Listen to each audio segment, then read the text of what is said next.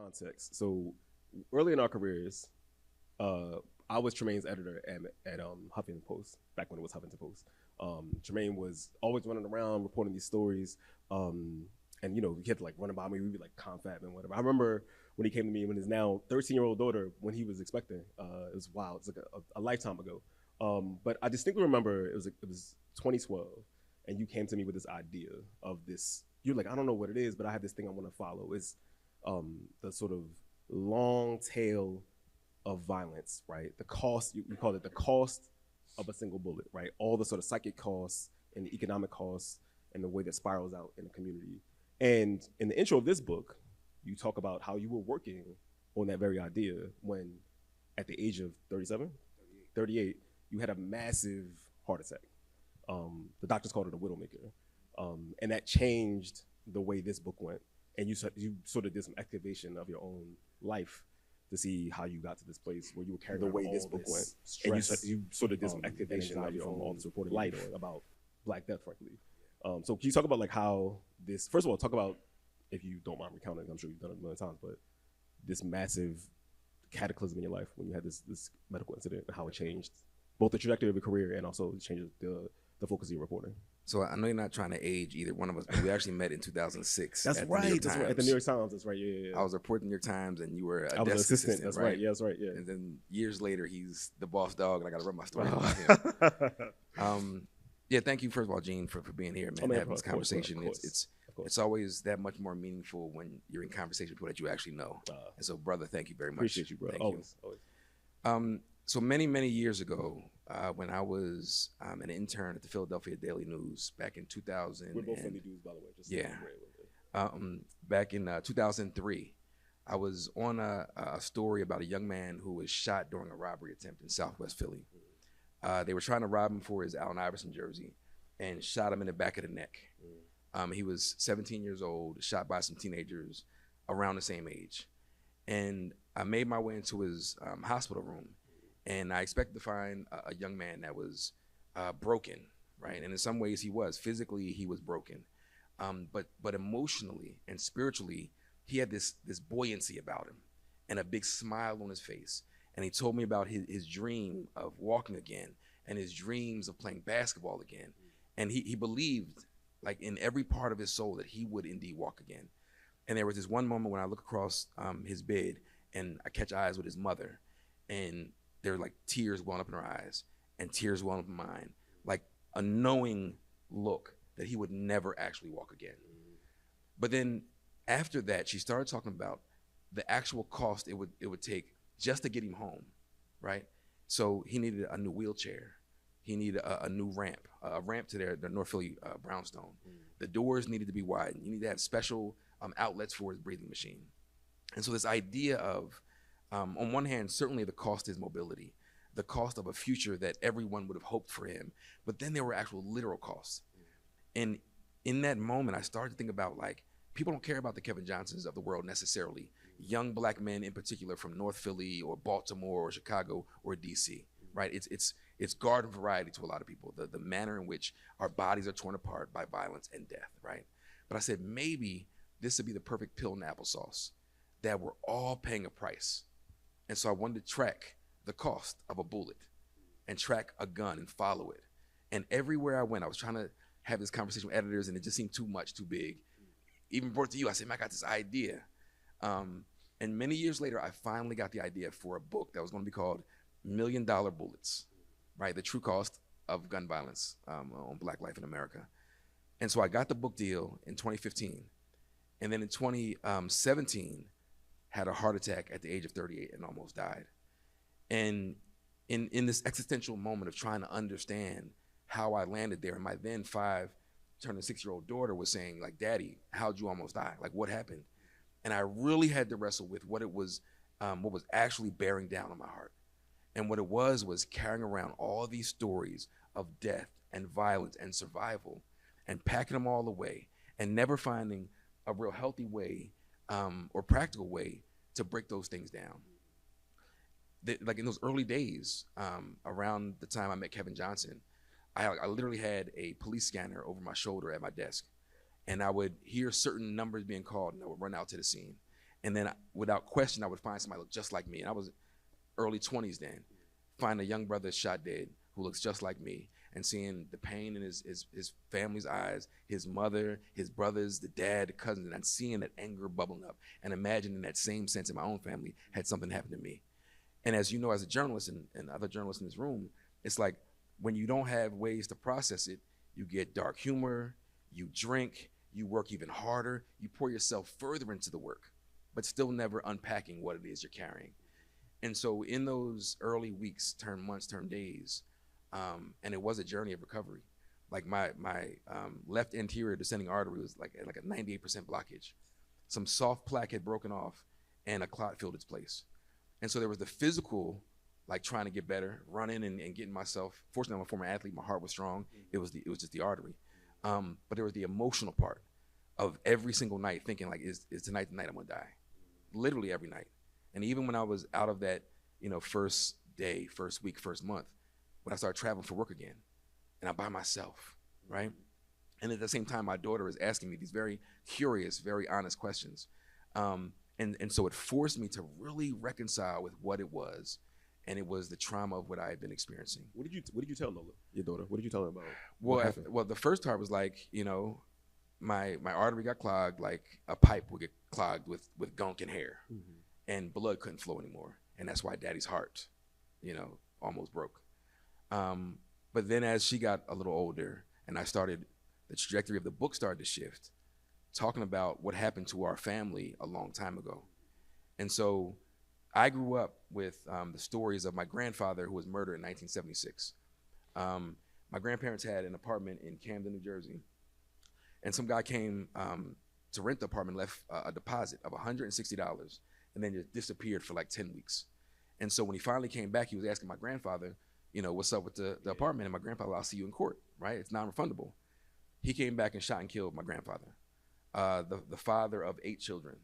So it was my grandmother and my grandfather and my mom and 7 aunts and uncles, and shot him dead in his in the kitchen. Knocked on the door as soon as he got up to answer the door, shot him through the door. And so I grew up with the stories of what it was like to have the patriarch of our family ripped away from the family. But then the more reporting I did and talking to my family, it wasn't the first death in our family by violence. Going back to the 1920s in rural Dodge County, Georgia, my great-grandparents were tenant farmers, meaning they would work on land that they would never own, and they were always in debt to the landowner. And around settlement time, which is always during the end of the year, like December, my great-uncle Cornelius, my grandmother's older brother, 12 years old, was sent off to run errands. He ended up being shot and killed in a sundown town nearby in Ben Hill County, Georgia. And it's no doubt what happened to him. And I always thought that sundown towns were like colloquial, like it's just a place that like don't be caught there after sundown.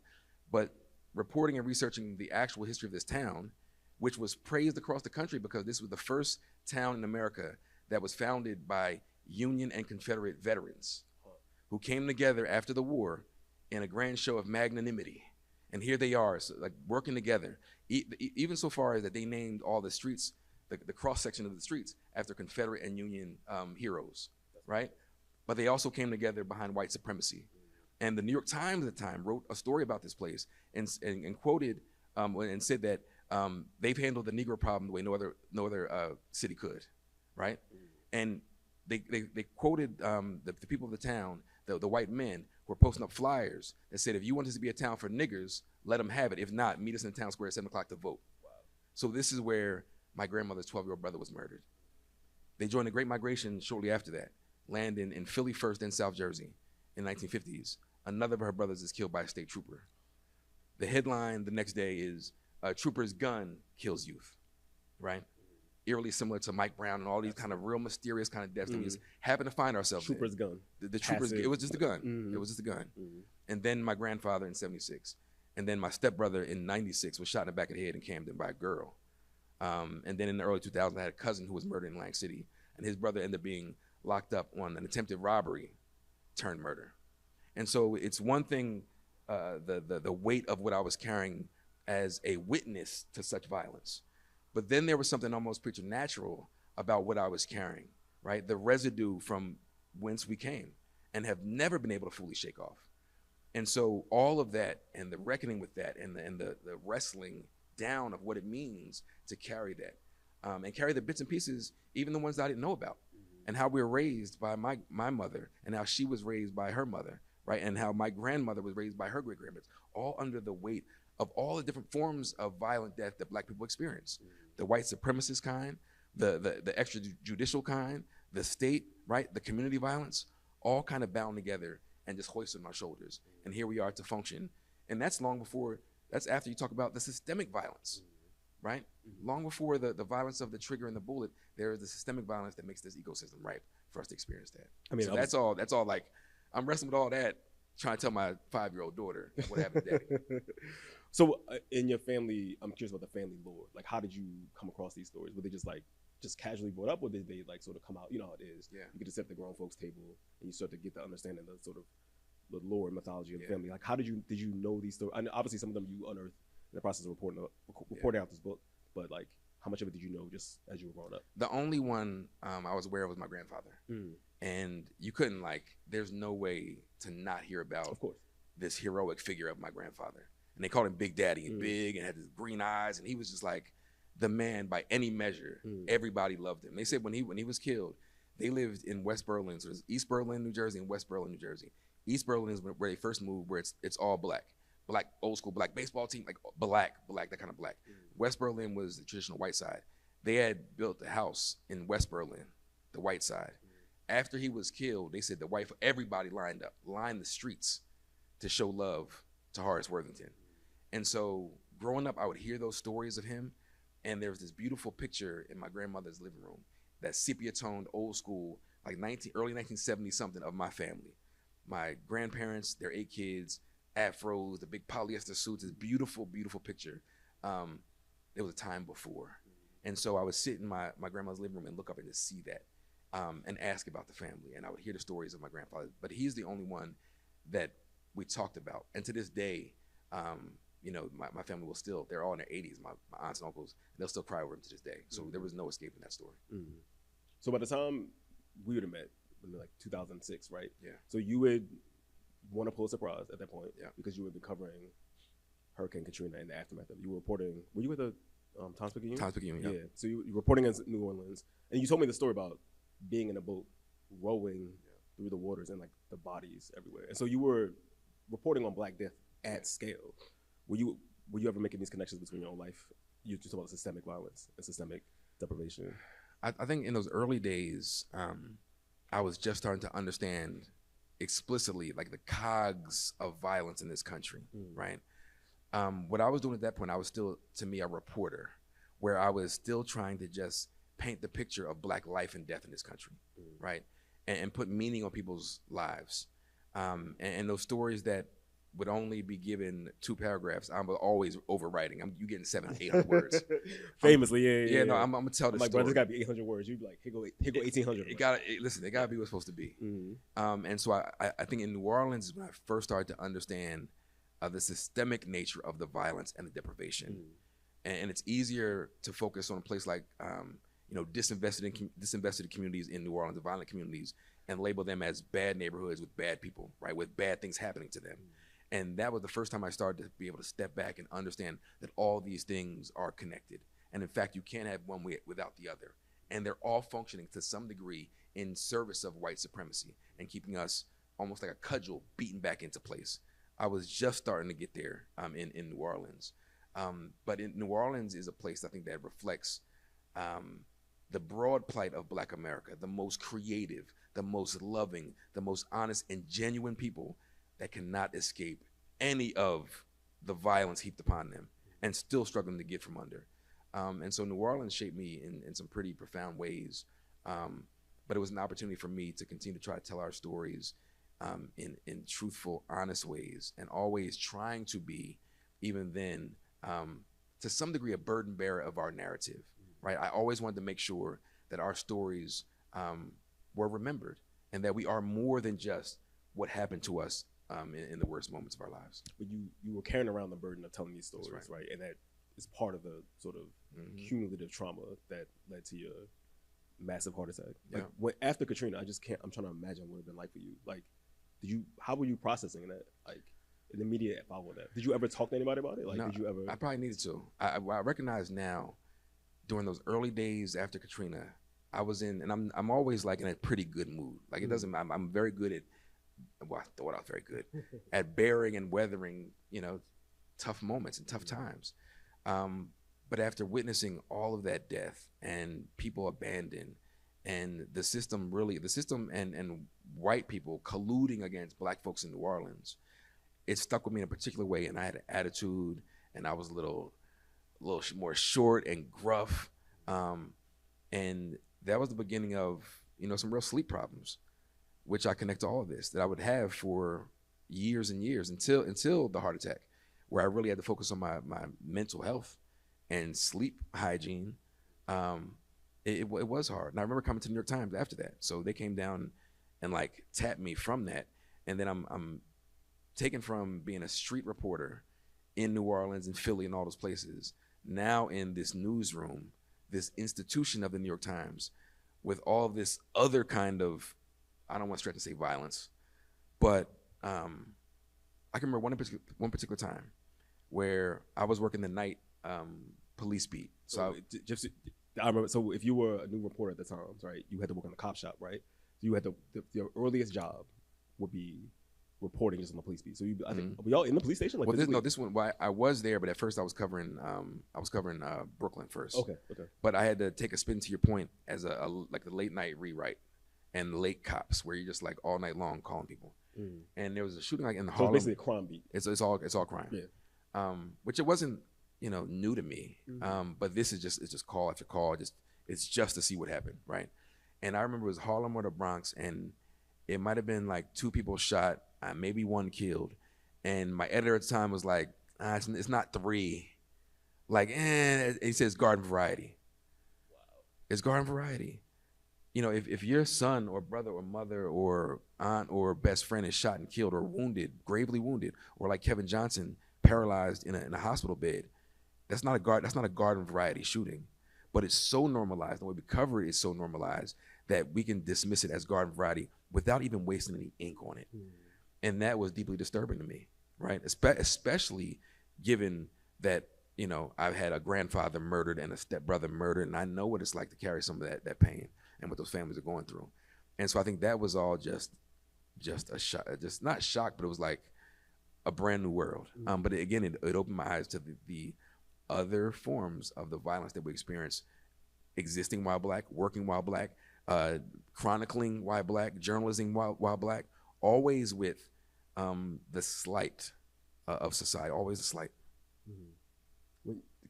Can you talk a little bit about the role of guns in your own life? So Tremaine went to this school called Milton Hershey. First, you should explain what Milton Hershey is. Yeah. First, just tell everybody what that was.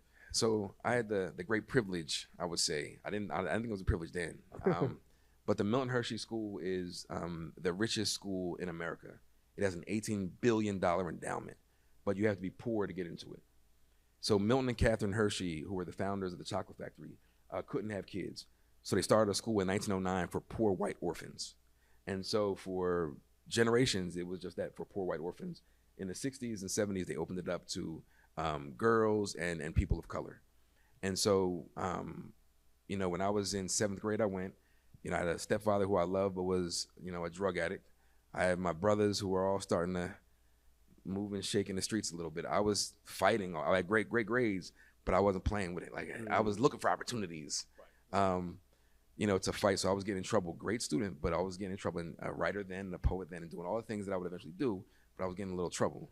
So I went to this school, and it was a culture shock to say the least, but a great opportunity because everything is free. So that's the school. Okay, so there's a story you tell in the book, and it's crazy, especially now thinking about like in 2026. Ridiculous. You go to a Walmart, you cop these chrome toy handguns, and you tuck it in. Yeah, you bring it to school with you because it's a boarding school. Well, yeah. So it was a boarding school, and so I went to Walmart and saw these, and this sounds so dangerous at this moment, and saw these toy guns that were like heavy chrome. And so me and my homeboys, the Halloween dance was coming up, and I was like, yo, we'll get hoodies and the little guns and these Jason masks, and we'll just be like, this is 1994. We're just gonna be real menacing. We're just gonna You know, it was 1994, man. I mean, you know. Yeah. And so no sooner than everybody got their hands on these guns, it was like calamity. Somebody used one to rob somebody in the bathroom. Somebody, it was going crazy. And word is spreading. And I was on the football team, and we had an away game in Harrisburg, man, like CD East or somewhere, like the closest city to us is Harrisburg, and so it's like city schools. And so they were concerned that if one of us takes one of these guns to this school, we might actually get shot. And so I remember the principal and the vice principal and my coach came in and grabbed one of my friends who had one of the guns. He was whisked off and we ain't seen him again for like 6 months. Indefinitely suspended. Thank goodness one of my best friends to this day and my roommate took my gun, dropped it out the window, like looked out for me, and I came and took it and dropped it in the church bathroom, and I was like, but the part that's like a sliding doors moment though. Listen, but it's one of these moments where looking back at it now, and you know, I think about Tamir Rice, 12 years old, shot with a toy gun, and the 911 call, I'll never forget. There's a young man waving a gun at people, and his chubby face and his young face with a toy gun is shot within seconds of the police arriving.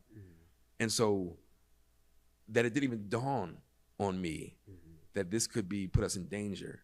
I just feel lucky, and in retrospect, as a grown man with a 13-year-old daughter, and it's like, and seeing all the death that young people are experiencing, it was one of those moments. I mean, thank goodness, but also if I had been suspended, I think my life, you know, Milton Hershey was very important to me.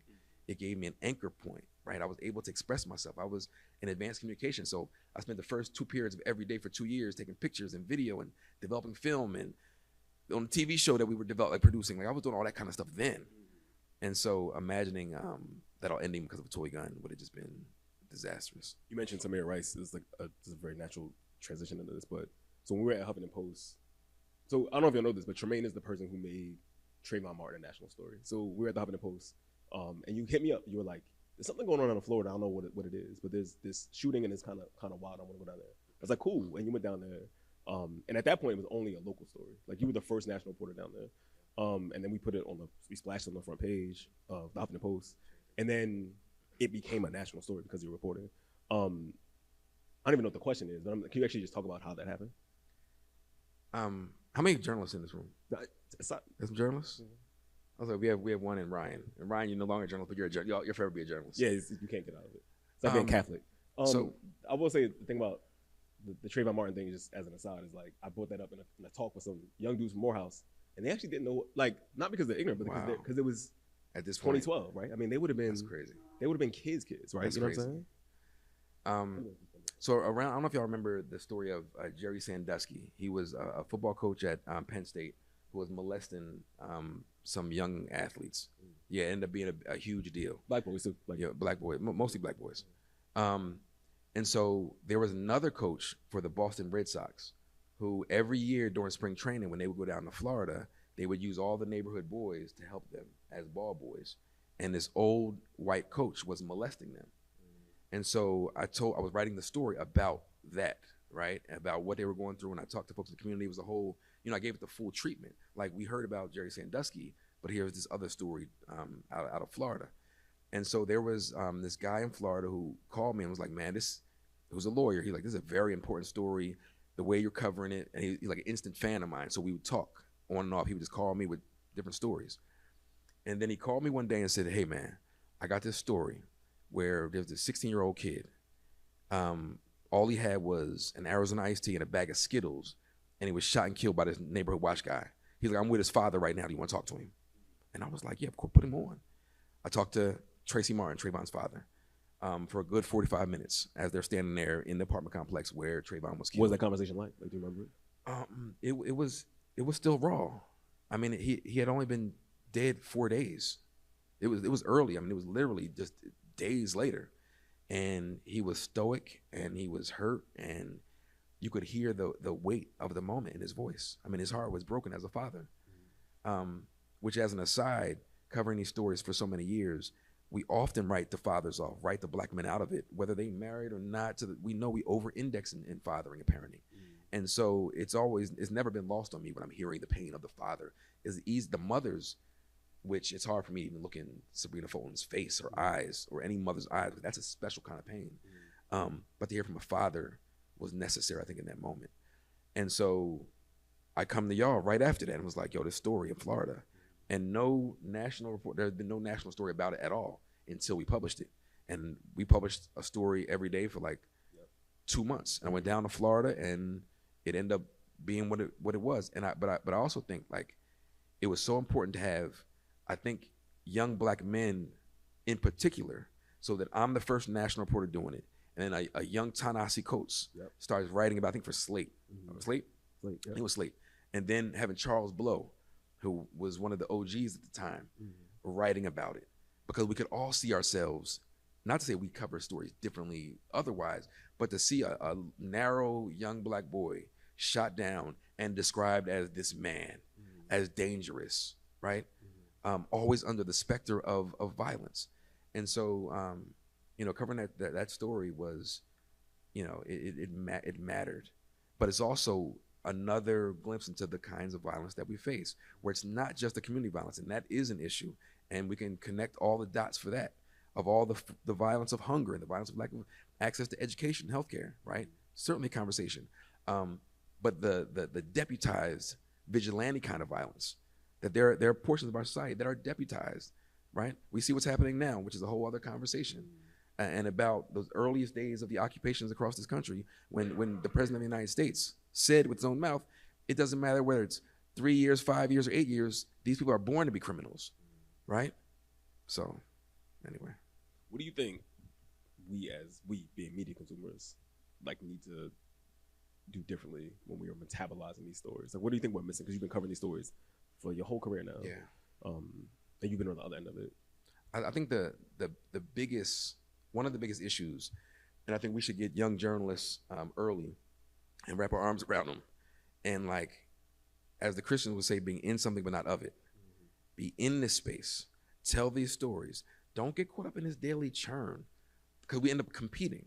You've been in the newsroom. There's all kinds of competition going on. Competition for the space and the stories and who gets prime position on the front page. And there's all this competition to break stories fast. And we lose the people we're talking about. It's never been lost on me that when we leave and the cameras leave, people are left to sit there with that, right?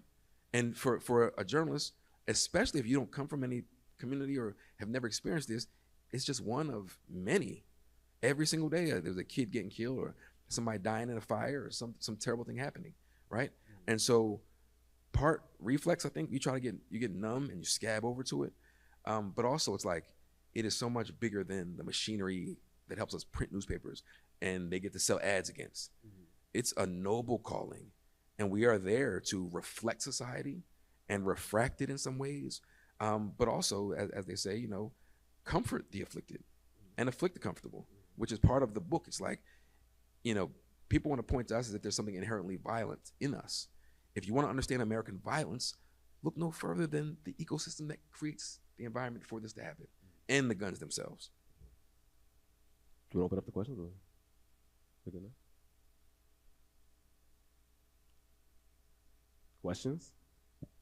They're going to be fired up, and then it's like, all right, questions. All right.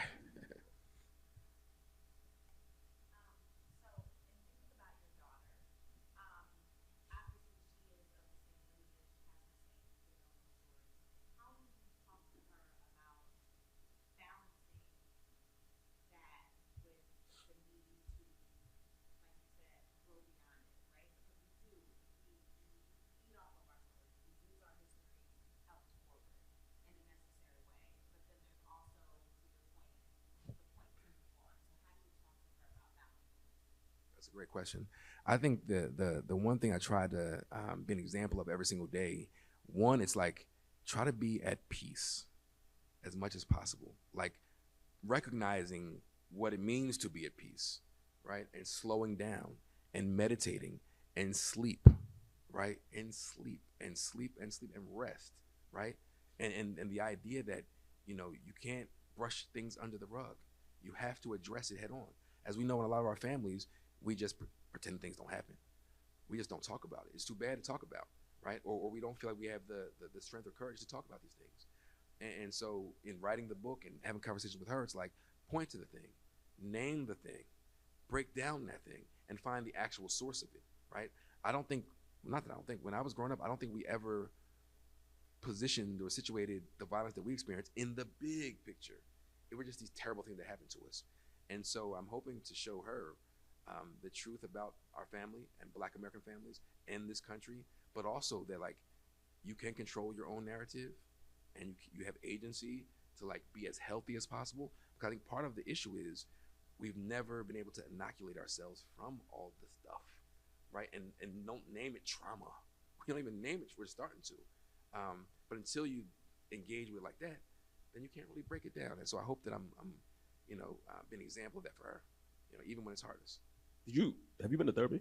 No, I'll tell you, no, I haven't. You know what's great? It was crazy. Early on, I was looking for a Black therapist and couldn't find one through our coverage. And I just really wanted a Black therapist.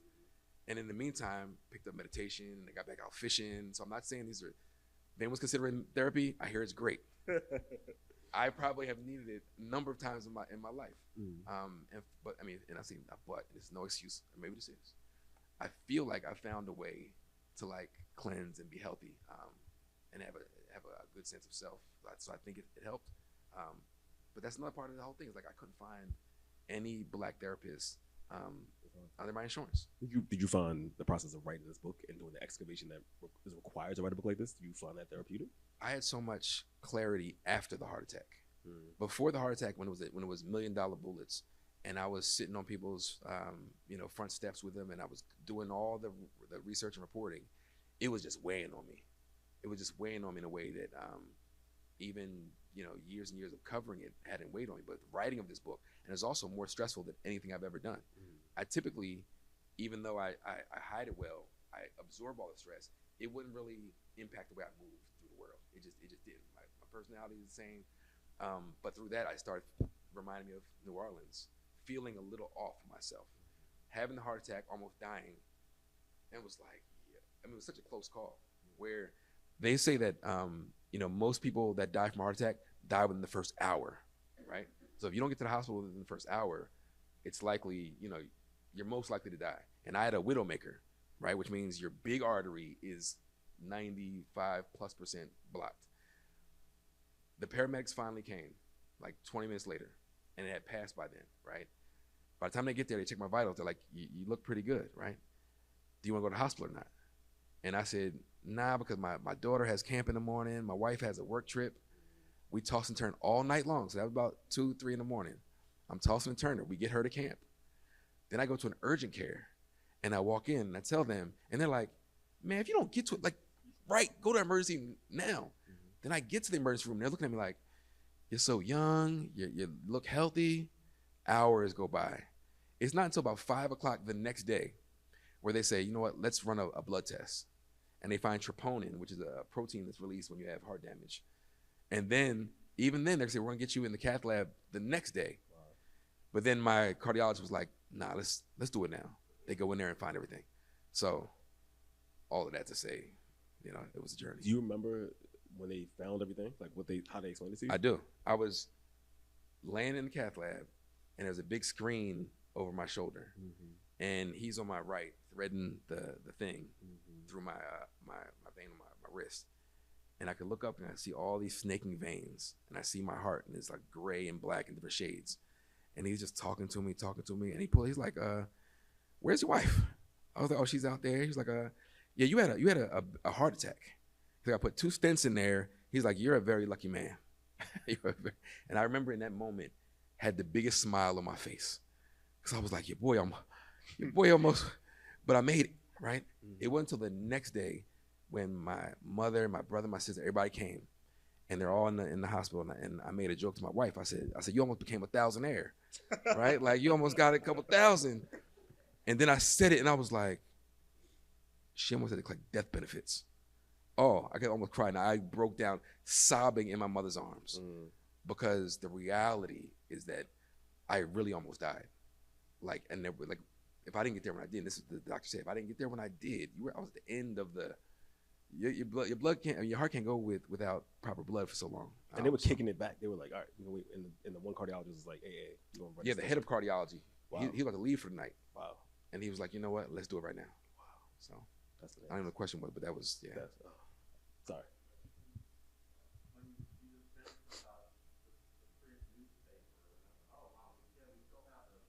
with this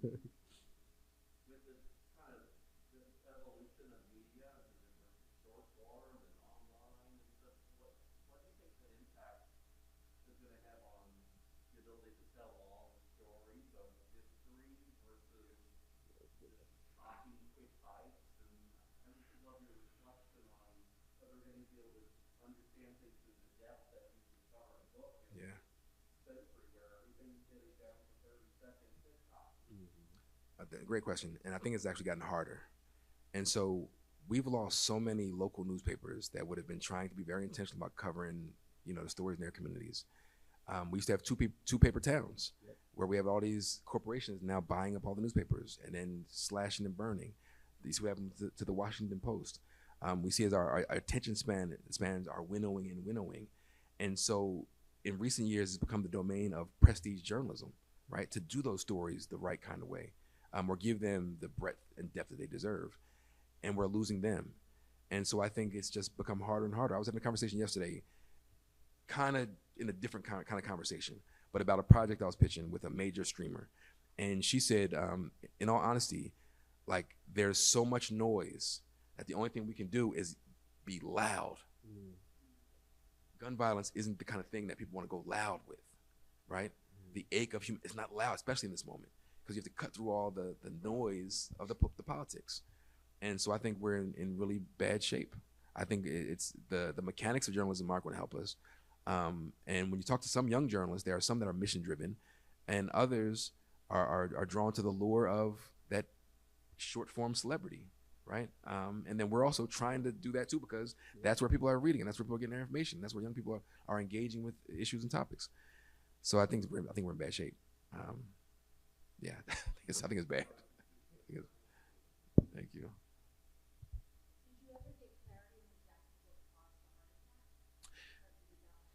Well, so we often think about the hardening and stiffening of arteries, and you get bypass surgery when they're all blocked up. The most dangerous kind is the soft stuff, right? That we all have. So I had soft plaque that was dislodged, stress, all the things you carry, all those things, not sleeping. I had been eating pretty good. I'm a former college athlete, so I had my heart and everything was strong. But to cope with the stress, drinking a lot, staying up, all those days and weeks on the road, right? From Trayvon to Mike Brown to Eric Garner to Walter Scott to all of them, Sandra Bland, and not properly, so he says that basically it's like all those things colluding against you. But the wild part is it's the soft stuff. It's not even the stuff that you can really detect. I mean, you can. So I do, I did the first one last year, but it's like a full scan where they put iodine in your veins to really see what's going on, and it looks pretty good still. And so it's just that kind of dislodging of the soft plaque. You got to do it like every year, though? Is it like, imagine they want to keep a... No, I probably won't need, because of basically they're measuring the density of the stuff that's on your arteries. Mm-hmm. And so it's below a certain level, so they don't necessarily need to. Mm-hmm. But for me, I go to my cardiologist every 6 months. Mm-hmm. So I'm sure at some point I'll do it again, because I'm always seeing him, mm-hmm. just to like be locked in. Sure. Yeah.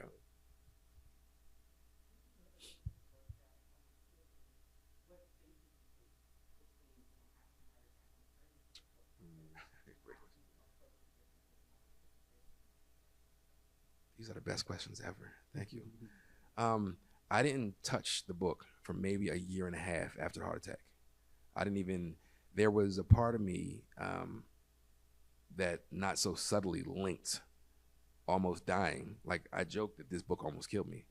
And so for me, it took me a long time to come back to it, to sit in the emotions and feelings of my own family and recounting all the stories that I tell in the book. But there was something healing and cathartic about having new clarity on what the story really was, and what really mattered, and why this became the book of why I'm telling the story of gun violence. It's not just because of the pain of that death, it's the ripple effects and the systemic nature of it, and this kind of guilt and shame that we carry as if we brought it on to ourselves. And in some ways, we do contribute by responding to how we've lived in this country. But at a certain point, it also felt like so healthy so healthy, and realizing that it's a book about certainly about the precarity of life in one hand, but also the great preciousness of life. And so, as heavy as the book is, it did become a light. And then for my daughter to see how we can push through things and be honest and engage, right? And so it took on a new clarity, a new heft, and it really became the book it was supposed to be. I wasn't supposed to be as much a part of the book as I became, right? It was supposed to be somewhat traditional arm's length, right? I'm your journalist guide here, and let me tell you about violence in America, and we're gonna follow a bullet, right, and see every life that these bullets touch and the great cost. But then I had to speak to my own cost and get really personal, and so it changed dramatically by the time I came back. So like this is probably maybe 25% of the book it was. Everything else is a completely different approach. Wow. Yeah.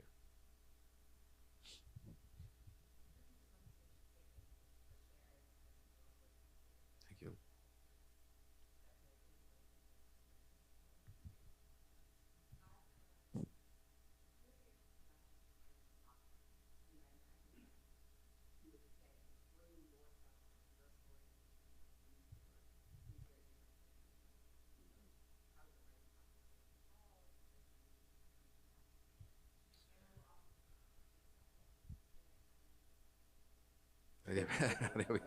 Please take her up, bro. Please Appreciate take her you. up. See what happens when you get us together, networking. Thank you very much. And that's another great question. In the very beginning of the book, I took some leave from work, and I was just in there for hours, just by myself. I went and got an Airbnb, and I was just by myself, and it was like felt like torture. And I'm someone who's written my entire life. Like I've eaten off of my words, and I'm a writer, and I love writing, and I enjoy writing. I love telling the stories and figuring out how to make the puzzle pieces fit. But this one felt so much heavier and harder.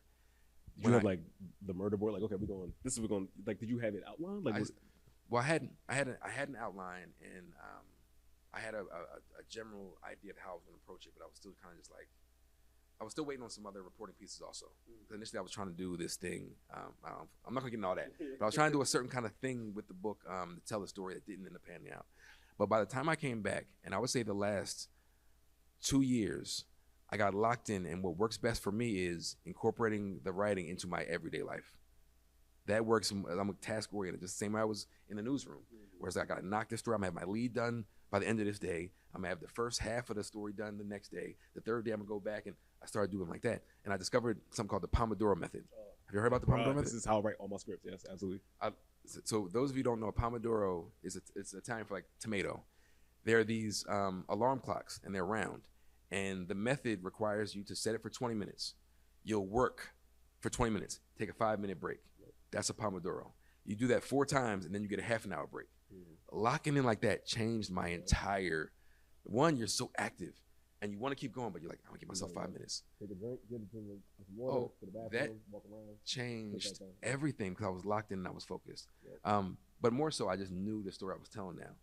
It was the story of what we're carrying, and the the unbearable weight of it all, and what it means to unpack it all. And so as much the process came together with the clarity in a way that like the last half of the book, I mean, it just kind of all came together as supposed to. Wait, so I'm sorry. I had a question. I'm not going. No. No. It was a process question.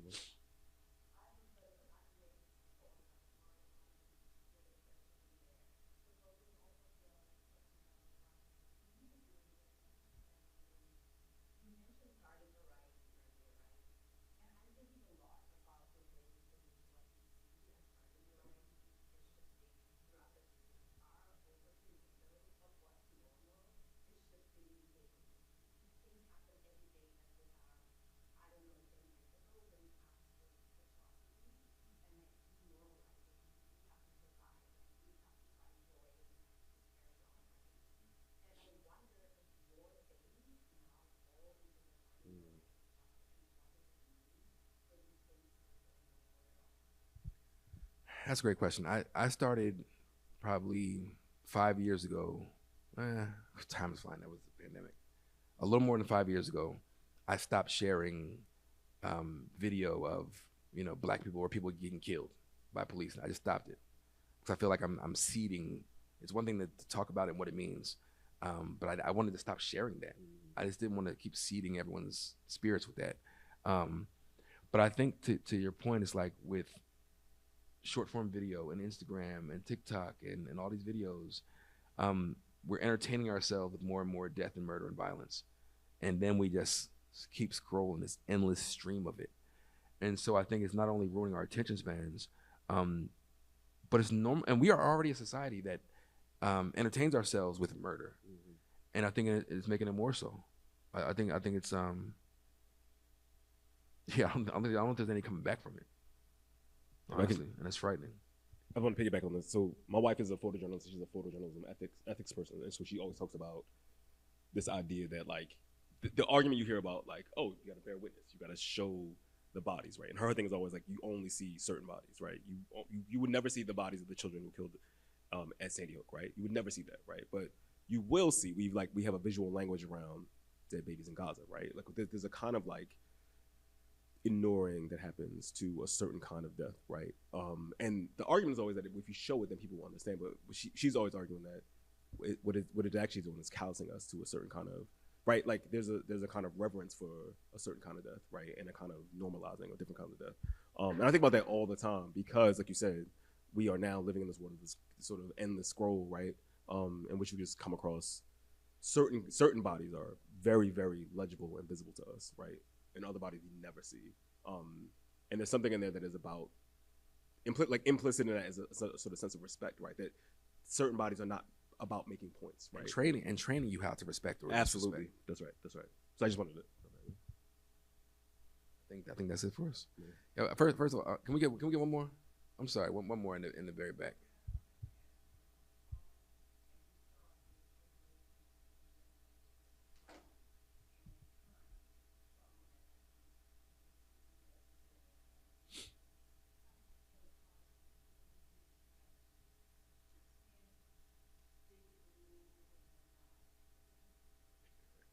He be fishing. No, seriously. Like one, I've been having this thought more outside of the context of the actual trauma and violence with what's happening with this administration in this country. And I was having a conversation with Nicole Hannah-Jones this weekend at an event. And there's one thought as a journalist. Now we have to muster all of our skills and talents and strengths to fight back against what we know is an assault on any manner of things. And I've been post-heart attack trying to preserve myself and disconnect myself so I don't have to carry so much of it. And so personally, I've tried to maintain my peace and meditate and seriously go fishing all the time. Like I'm just trying to get away and I'm just trying to lock in. As my grandmother would say, this too shall pass. But I've so wild to me when I first saw you with a picture of like a bass. I'm like, what? What's going on? I'm serious. Honestly, returning to like the air and breathing and being outside and being alone and seeing an eagle and catching a fish and technique matters for me personally as a disconnection. But the real fight is, okay, at what point it's like one of the movies where you're mercenary and then they call him back like, man, you got to come out of here, man. We need you. And so, but also I do believe we have to stay alive to stay alive. And we have to make it to make it. We have to survive to survive. And so me personally, I've been trying to be intentional about disconnecting or being very thoughtful about the way I tell these stories where it's not so myopic. I try to do what I've always done. I've gotten better at is like, let's take a step back and at least situate this and put shape to this in a continuum kind of context. That if you want to understand America in this moment, I don't want to be sitting up in this moment, but let me tell you how we got here, right? And then maybe some forward looking. So I'm still trying to figure that out. But so far it's been, like I did a documentary that's on Peacock right now on Katrina, right? I was down there during Katrina. And what I didn't want to do is have it be a recitation on destruction and death. So what I did was I told stories of people who are teaching people how to farm in New Orleans, right? I didn't want to look at more footage and carnage of black people and babies drowning. I personally don't care to do that, even though it's necessary. And there's some other works that are necessary because there are a generation of young people who don't really know how bad it was, and it's 5 times worse than you think. And so I think we all have to figure out what it means to find peace. When is it a time to fight? That's a real question, especially as a journalist, especially when your weapon of choice is your voice or your ideas or your pen and your paper in a moment where all of that is under attack. And so I'm literally thinking about like, do I break the peace? Yeah. But also I'm like, man, I gotta live, man. I'm not trying to do all that. Anyway, well, thank you for that. Thank you for that question.